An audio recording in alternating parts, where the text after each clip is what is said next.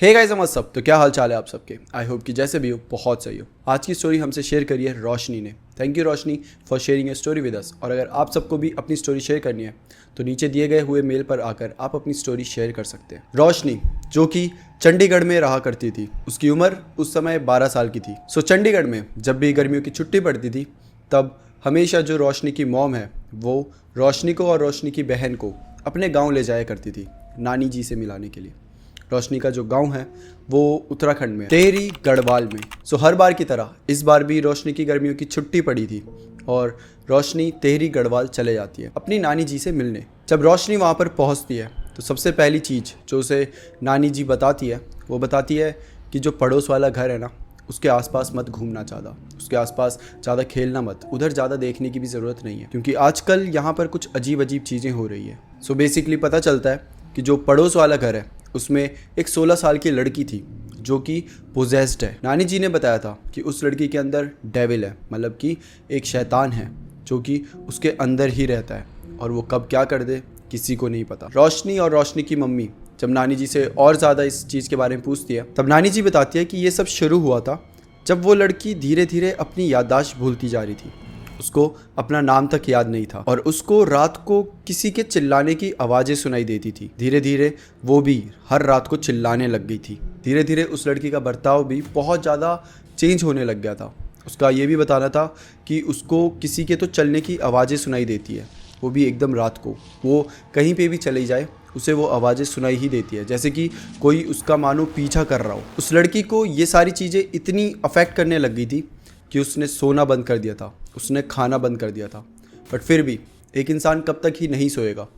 But वो जब भी सोती थी और जब सोकर उठती थी तो उसकी बॉडी में बहुत सारे स्क्रैचेस होते थे, जैसे कि मानो किसी ने उसको ऐसे नोच दिया हो, इस टाइप के स्क्रैचेस। कई पुजारियों को बुलाया गया था, कई तांत्रिक को बुलाया गया, उन सब ने अपनी अपनी तरफ से पूरी कोशिश करी उस लड़की को ठीक करने की, बट स्टिल कोई फ़ायदा नहीं हुआ।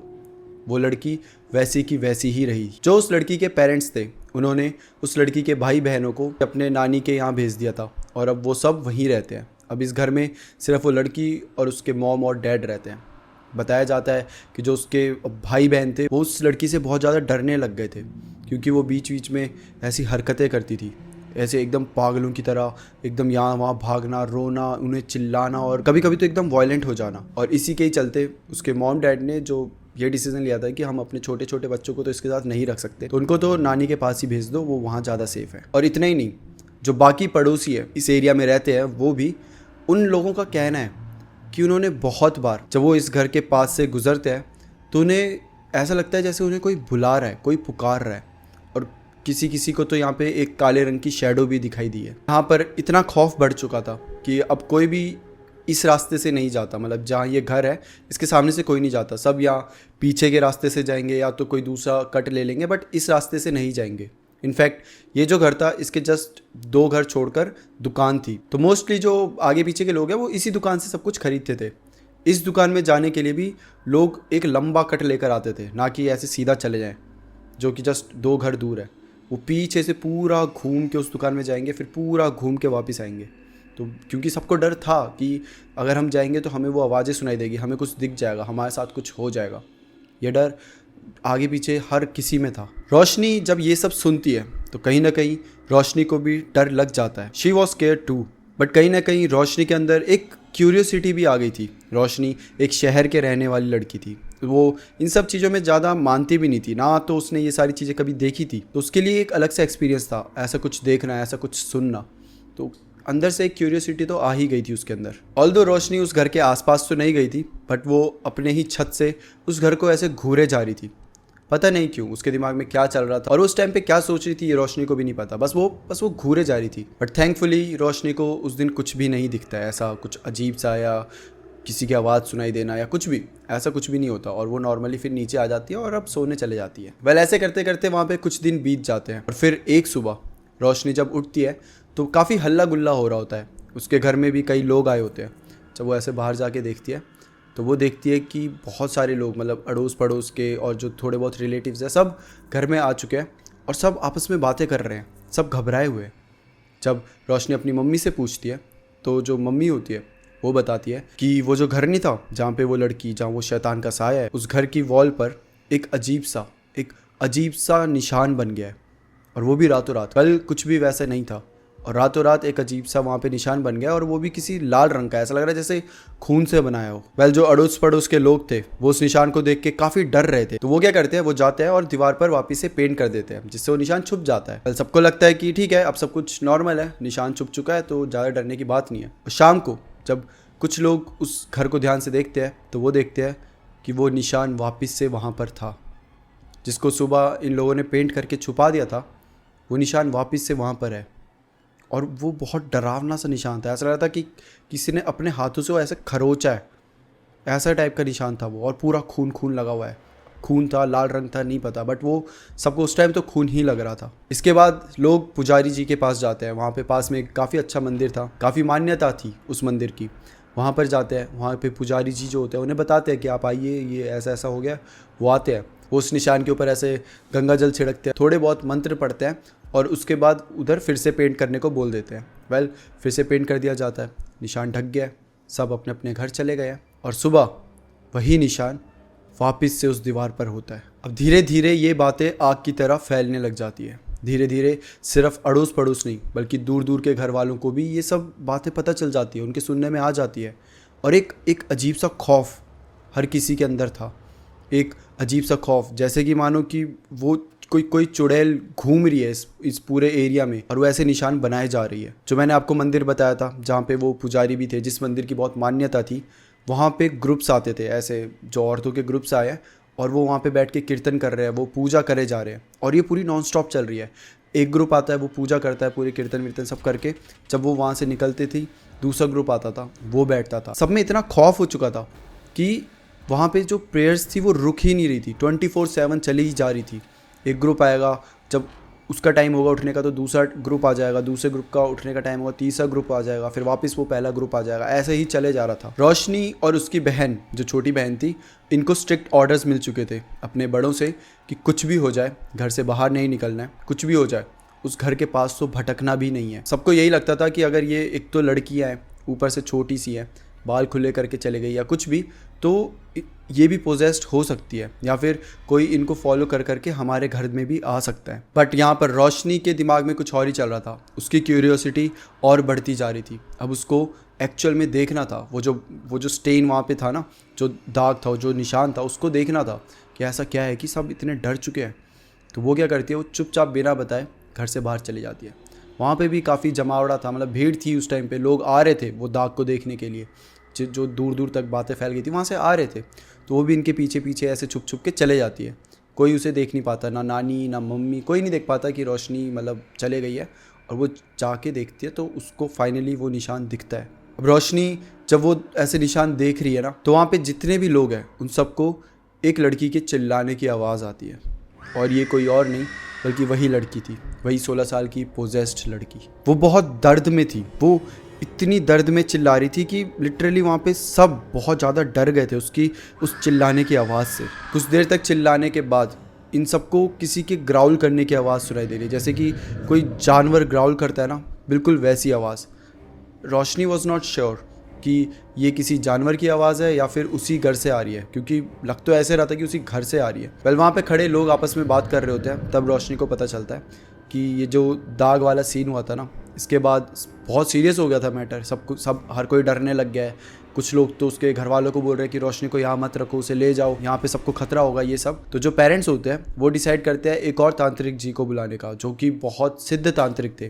तो तांत्रिक आए हुए हैं इस टाइम पे, वो उस घर के अंदर है और वो एक्सॉर्सिज्म परफॉर्म कर रहे हैं, जिसकी वजह से वो लड़की चिल्लाए जा रही है और वो चिल्लाने की आवाज़ इन सबको आ रही थी। अब जब ये आवाज़ और बढ़ती है तो उसी आवाज़ के साथ साथ जो औरतें वहाँ पूजा कर रही थी मंदिर में, उनकी आवाज़ भी बढ़ने लग गई। मतलब वो और ज़ोर ज़ोर से कीर्तन कर रही है, वो और ज़ोर ज़ोर से भजन गाए जा रही है, ताकि शायद कहीं ना कहीं वो ओवर पावर कर सके उस आवाज़ को।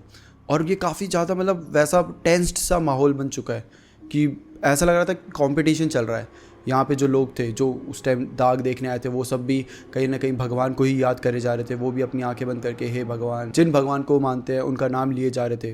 वहाँ पे वो जो लड़की की आवाज़ इतनी तेज़ हो रही थी, रोशनी को कुछ समझ नहीं आ रहा था। एक बहुत अजीब सी वाइब्स थी जो आज से पहले रोशनी ने कभी महसूस नहीं करी थी। अब वो लड़की चिल्लाने के साथ साथ गिड़गिड़ा रही थी, वो भीख मांग रही थी कि उसको जाने दो, उसको छोड़ दो, उसकी कोई गलती नहीं है, प्लीज़ उसे छोड़ दो।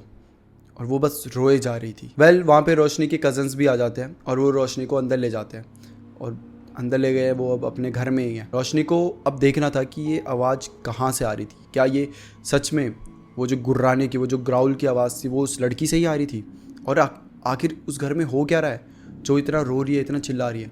तो रोशनी क्या करती है, वो फिर से अपने घर की छत में चले जाती है और वहाँ से देखने की कोशिश करती है। और इस बार रोशनी को कुछ दिखता है। वो पोजेस्ड लड़की वाला जो घर था उसमें ऐसे एक विंडो थी और विंडो से वो जो कमरा था वो दिखता था और उसी कमरे में एक्सॉर्सिज्म हो रहा था।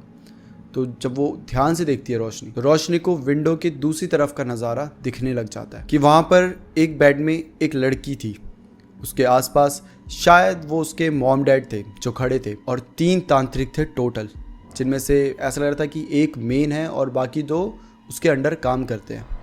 वो लड़की बेड से पूरी तरीके से इस टाइप से बंधी हुई थी, उसके हाथ बंधे हुए थे, उसके पैर बंधे हुए थे। वो लड़की बहुत ज़्यादा कमज़ोर लग रही थी, ऐसा लग रहा था कि उसके शरीर में सिर्फ हड्डियाँ बची हैं। रोशनी वो देख के बहुत ज़्यादा डर गई थी, उसे बहुत अजीब सा लग रहा था उसे देखकर, क्योंकि उसने आज से पहले इतनी वीक लड़की कभी नहीं देखी थी। अभी रोशनी ये सब देख ही रही थी कि 1 मिनट के लिए रोशनी को ऐसा लगता है जैसे उस लड़की ने रोशनी को देख लिया। वो लड़की एकदम से रोशनी की साइड ऐसे सर मोड़ती है और एकदम स्ट्रेट रोशनी को देख रही होती है।